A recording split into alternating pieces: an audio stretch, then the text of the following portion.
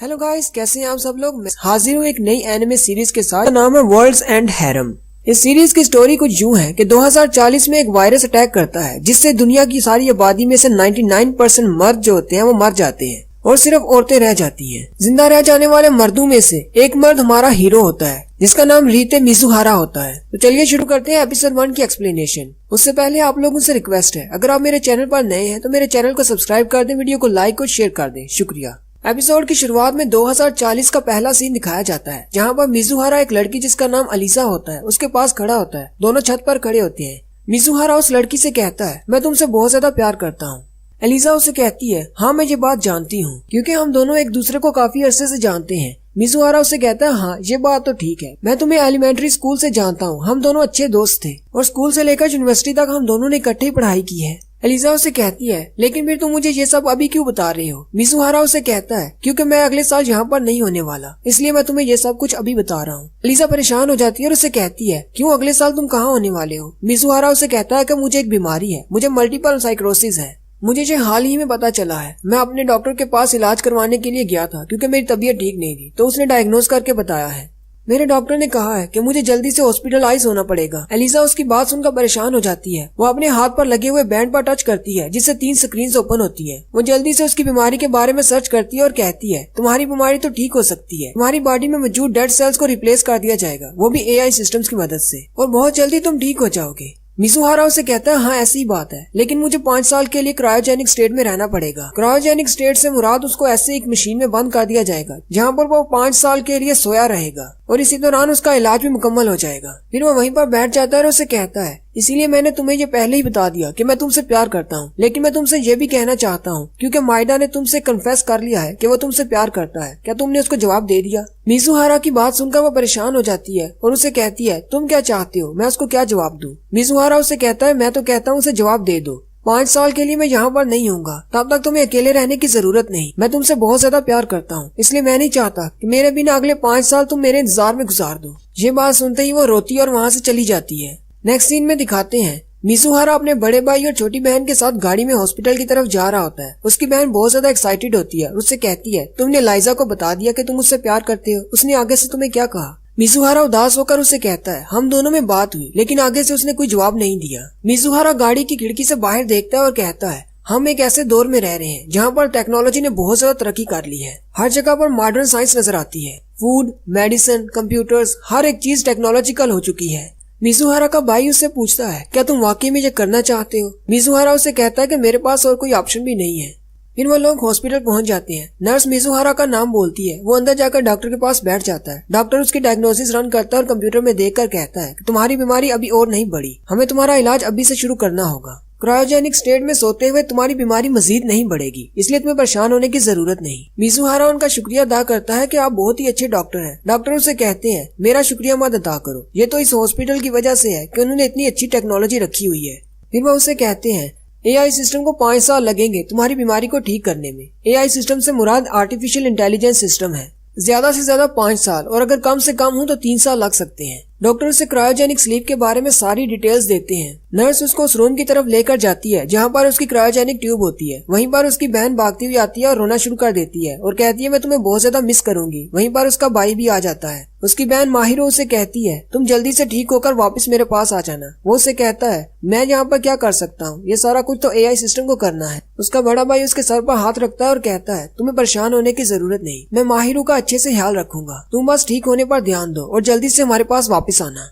Mizuhara ने अपने गले में एक लॉकेट पहन रखा होता है। वो नर्स उसे कहती है, तुम अपने पास ये लॉकेट नहीं रख सकते, इसे उतार दो। उसी वक्त उन्हें बाहर से शोर की आवाज आती है जो कि अलाइजा की होती है। वो कह रही होती है कि मुझे मिजुहारा से मिलना है। नर्सिस उसे कह रही होती है, सिर्फ फैमिली मेंबर ही मरीज से मिल सकते हैं। मिजुहारा का भाई बाहर जाता है और उनसे कहता है, ये भी हमारी फैमिली का हिस्सा है। फिर अलाइजा अंदर आ जाती है। अलाइजा उससे कहती है, मैं यहाँ पर तुम्हें गुड बाय बोलने के लिए आई हूँ। वो उसका शुक्रिया अदा करता है। फिर वो अपना लॉकेट उतारता है और उसके गले में पहना देता है और उसे कहता है, मुझे तुम पर भरोसा है, मैं वापस आकर तुमसे ये वापस ले लूंगा। नेक्स्ट सीन में दिखाते हैं कि उसे ट्यूब में लिटा दिया जाता है और वो पूरा पानी से भर जाता है। वो अंदर लेटे हुए उनको देख रहा होता है और कहता है, आज से 5 साल बाद जब मैं उठूंगा तो ये सब लोग बड़े हो चुके होंगे, मेरी बहन माहिरू भी अडल्ट हो चुकी होगी। उसी वक्त बाहर से लाइजा उसे कहती है, मैं तुम्हारा इंतजार करूंगी, चाहे मुझे कितने ही साल तुम्हारा इंतजार क्यों न करना पड़े। और उसी के साथ उसकी आंखें बंद हो जाती हैं। दोबारा जैसे ही वो आंखें खोलता है उसके सामने एक लड़की खड़ी होती है। वो लड़की बिल्कुल लाइजा जैसी होती है। वो उसे देखते ही कहता है लाइजा, लेकिन जैसे वो पूरी आंखें खोलता है वो कहता है नहीं, ये लाइजा नहीं है, ये तो कोई और है। वो उठकर बैठ जाता है और उसे कहता है ये कौन सा साल है। वो लड़की उसे कहती है गुड मॉर्निंग मास्टर मिजुहारा। उसके अलावा वहाँ पर और भी 3 नर्सें होती हैं। वो लड़की उसे बताती है अभी 2045 है, 5 साल हो गए हैं तुम्हें इस क्रायोजेनिक स्टेट में रहते हुए। वो लड़की मिजुहारा से कहती है जाओ और जाकर शावर लो, उसके बाद तुम्हारे डायग्नोस्टिक्स देखते हैं। शावर लेने के बाद वो एक डॉक्टर के सामने बैठा होता है। वहाँ पर भी एक लड़की बैठी होती है जो कंप्यूटर पर चेक करने के बाद उसे कहती है तुम बिल्कुल ठीक हो, तुम्हारी बीमारी बिल्कुल ठीक हो चुकी है। ये सुनकर मिजुहारा बहुत ज्यादा खुश हो जाता है। फिर वो उस लड़की से पूछता है डॉक्टर ताकागी कहाँ पर है? शुरुआत में तो वही मेरा इलाज कर रहे थे, क्या वो यहाँ पर नहीं है? वो लड़की उसे कहती है वो यहाँ से चले गए, वो यहाँ पर नहीं है। मिजुहारा उसे कहता है लेकिन मैं तो उन्हें थैंक यू बोलना चाहता था, ये सब कुछ उन्हीं की वजह से मुमकिन हो पाया है। चलें ठीक है, अभी मैं अपनी फैमिली से मिलना चाहूंगा। उसी वक्त दरवाजा खुलता है और वही लड़की वापस आ जाती है। वो आते ही मिजुहारा से कहती है मास्टर मिजुहारा आप मेरे साथ आए, मैं आपको एक्सप्लेन करती हूँ। जब आप क्रायोजेनिक स्टेट में थे तो पीछे से क्या हुआ? वो लोग एक गाड़ी में बैठे होते हैं। उस गाड़ी में उस लड़की के अलावा 2 सिक्योरिटी गार्ड्स होते हैं, वो दोनों भी लड़कियां होती हैं। मिजुहारा ये सब कुछ देखकर परेशान हो जाता है और कहता है पता नहीं यहाँ पर क्या चल रहा है, ये लोग मुझे बाहर देखने भी नहीं दे रहे। उसी वक्त वो लड़की कहती है मैं आपकी केयर टेकर हूँ, मैंने अपने आप को पहले इंट्रोड्यूस नहीं करवाया, मेरा नाम मीरा है। मिजुहारा उससे कहता है कि मेरी केयर टेकर, लेकिन मुझे केयर टेकर की क्या जरूरत है? मीरा उससे कहती है मुझे आपकी केयर टेकर बनाया गया है ताकि मैं आपके बिहाफ पर बाहर की दुनिया से राब्ता रख सकूं। मिजुहारा उसे कहता है लेकिन मुझे केयर टेकर की क्या जरूरत है, मैं तो अब बिल्कुल ठीक हो चुका हूँ। मीरा उसे कहती है हाँ तुम बिल्कुल ठीक हो चुके हो। फिर मिजुहारा उसे कहता है तुमने कहा था कि तुम मुझे कुछ एक्सप्लेन करने वाली हो, तो अभी सही वक्त है, मुझे बताओ यहाँ पर क्या चल रहा है। मीरा उसे बताती है कि तकरीबन 4 साल पहले एक वायरस जिसका नाम MK वायरस था उसने हमला किया। वो बहुत ही जल्दी फैला और बहुत सारे लोग उससे इन्फेक्टेड हो गए, और एक बार जो इससे इन्फेक्टेड हो जाता था वो 3 दिन बाद मर जाता। और ये वायरस हवा के जरिए फैला और बहुत ही तेजी के साथ इसका फैलाव हुआ और पूरी दुनिया इसकी लपेट में आ गई। मिजुहारा उसे कहता है ये सब कुछ तो 4 साल पहले हुआ था, तो इसका मतलब तुम लोगों ने कोई वैक्सीन ढूंढ ली होगी। मीरा उसे कहती है नहीं, आज तक कोई वैक्सीन नहीं ढूंढ पाए।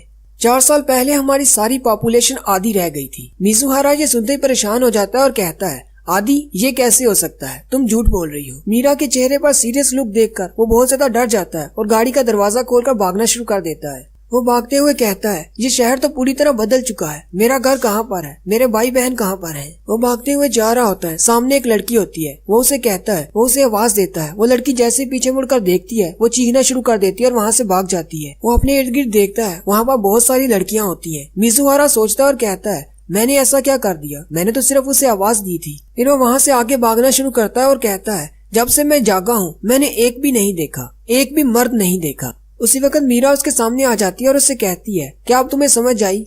मिजुहारा उससे पूछता है सारे मर्दों का क्या हुआ? मीरा उससे कहती है MK वायरस का फुल फॉर्म है मेल किलर वायरस। 4 साल पहले जब MK वायरस ने हमला किया था तो उससे सिर्फ मर्द इन्फेक्टेड हुए थे और वो सारे के सारे मर गए, सिर्फ चंद मर्दों को छोड़कर। और अब इस दुनिया में सिर्फ औरतें ही बाकी रह गई हैं। तकरीबन 99% मर्द जो है वो मर चुके हैं, जो कुछ बचे हैं वो क्रायोजेनिक स्लीप के अंदर थे, इसलिए वो बच गए। मिजुहारा उसे कहता है लेकिन मैं जिंदा क्यों हूँ? मीरा उसे कहती है या तो तुम अपनी बीमारी की वजह से जिंदा हो या फिर उस क्रायोजेनिक स्लीप की वजह से जिंदा हो, क्योंकि बाकी के जो मर्द जिंदा हैं वो भी इसी तरह थे, उनको भी सेम यही बीमारी थी और उनको भी क्रायोजेनिक स्टेट में रखा गया था। तुम्हें मिलाकर टोटल 5 मर्द हैं जो इस दुनिया में जिंदा हैं, तुम्हारे अलावा सिर्फ 4 और मर्द हैं। इसलिए हमारी गवर्नमेंट ने तुम 5 मर्दों को नेशनल ट्रेजर डिक्लेयर कर दिया है, तुम हमारे सबसे बेहतरीन रिसोर्सेज हो। मिजुहारा उसकी ये बात सुनकर हैरान हो जाता है और उसे कहता है हम तुम्हारे रिसोर्स हैं, इसका क्या मतलब है? उसी वक्त वहाँ खड़ी एक लड़की उसको देखती है और कहती है कितना हैंडसम लड़का है, और वो लात टपकाते हुए उसकी तरफ भागना शुरू करती है। सिक्योरिटी टीम की लड़की आगे बढ़ती है और उस लड़की को टीजर गन से बेहोश कर देती है। मिजुहारा उस लड़की को देखकर कहता है ये यहाँ पर क्या हो रहा है? मीरा उसे कहती है इसलिए तो मैं आपको यहाँ पर बचाकर लेकर जा रही थी। यहाँ पर कोई 200 लड़कियाँ होंगी जो कि आपके साथ रिलेशन रखना चाहेंगी, क्योंकि इन्होंने 4 साल से किसी लड़के को नहीं देखा। इसलिए आप हमारे रिसोर्स हैं, हमारे लिए नेशनल ट्रेजर हैं। आप इस दुनिया को सिर्फ आप ही बचा सकते हैं। इसलिए मैं आपसे रिक्वेस्ट करती हूँ आप जितनी औरतों के साथ जितने बच्चे पैदा कर सकते हैं उतने करें, ताकि इस दुनिया को दोबारा मर्दों से भरा जा सके।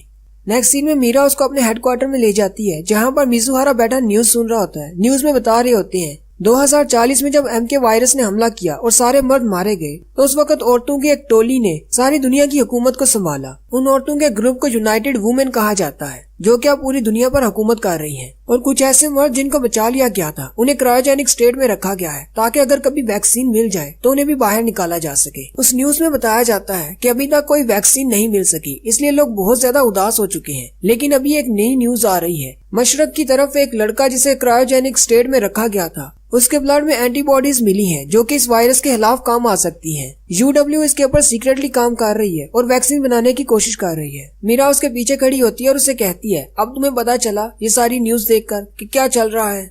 मिजुहारा उसे कहता है, मुझे तो ये सब साइंस फिक्शन लग रही है। मीरा उसे कहती है कि हॉस्पिटल के अलावा सिर्फ UW के हाई रैंक ऑफिशियल्स को भी पता है कि तुम्हें जगा लिया गया है, इसलिए तुम्हें अपने बिहेवियर को कंट्रोल करने की जरूरत है। इस वक्त हमें तुम्हारी बहुत ज्यादा जरूरत है, साइंस को तुम्हारी जरूरत है। हमारी बहुत सारी टेक्नोलॉजीज बेकार हो चुकी हैं क्योंकि हमारे बहुत सारे काबिल साइंटिस्ट मर चुके हैं। फिर मीरा आगे बढ़ती है और उससे कहती है, अब ये तुम्हारी जिम्मेदारी बनती है कि तुम्हें और ज्यादा बच्चे पैदा करने हैं ताकि इस दुनिया में दोबारा मर्दों को लाया जा सके। मिजुहारा उसे कहता है, तो तुम लोग आर्टिफिशियल इंसेमिनेशन क्यों नहीं इस्तेमाल करती? वो उसे कहती है कि हमने इस्तेमाल किया था, लेकिन बच्चे पैदा होते ही मर जाते हैं। औरतें सरवाइव करती हैं लेकिन मर्द बेबी जो होते हैं वो मर जाते हैं। हमने स्पर्म्स के साथ सारी टेक्निक्स इस्तेमाल कर ली हैं, लेकिन कोई भी काम नहीं आई, इसलिए ये हमारे पास आखिरी हल है। अब हम लोग ये बात जानते हैं कि मर्दों के साथ नॉर्मल सेक्सुअल रिलेशन की वजह से जो बच्चे पैदा होते हैं वो ठीक रहते हैं और उनमें से मर्द सरवाइव कर रहे हैं। मिजुहारा खड़ा हो जाता है और उसे कहता है, मैं ये सब कुछ नहीं मान सकता, मुझे अपने घर वापस जाना है।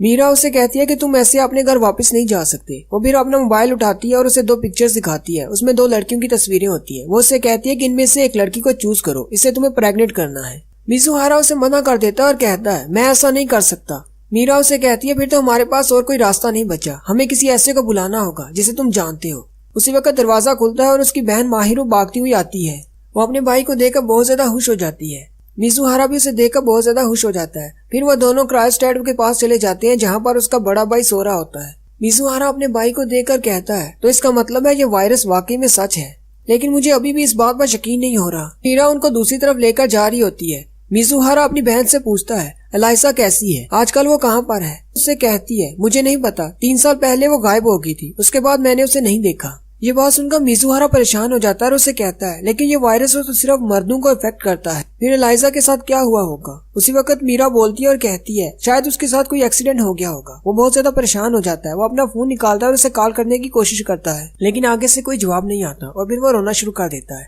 नेक्स्ट सीन में दिखाते हैं कि मीरा एक बड़ी मॉनिटरिंग स्क्रीन के सामने खड़ी होती है, जहाँ पर एक लड़की उससे बात कर रही होती है और उससे पूछती है कि नंबर 2 कैसा है। मीरा उसे कहती है कि वो बहुत ही इंटेलिजेंट लड़का है, दोबारा वो मिसबिहेव नहीं करेगा, मैंने उसे समझा दिया है। फिर वो उससे पूछती है, क्या वो लड़का दूसरी लड़कियों के साथ मेटिंग करने के लिए रेडी है या नहीं? मीरा उनसे कहती है, नहीं, वो अभी रेडी नहीं है, वो भी बहुत ज्यादा गुस्से में है और उसे चीजें समझने में थोड़ा वक्त लगेगा। स्क्रीन वाली औरत उसे कहती है, उसे कोई सेक्सुअल डिसफंक्शन नहीं है और ना ही वो गे है, तो फिर उसे क्या मसला है? जल्दी से उसे रेडी करो और उसके सामने लड़कियां पेश करो।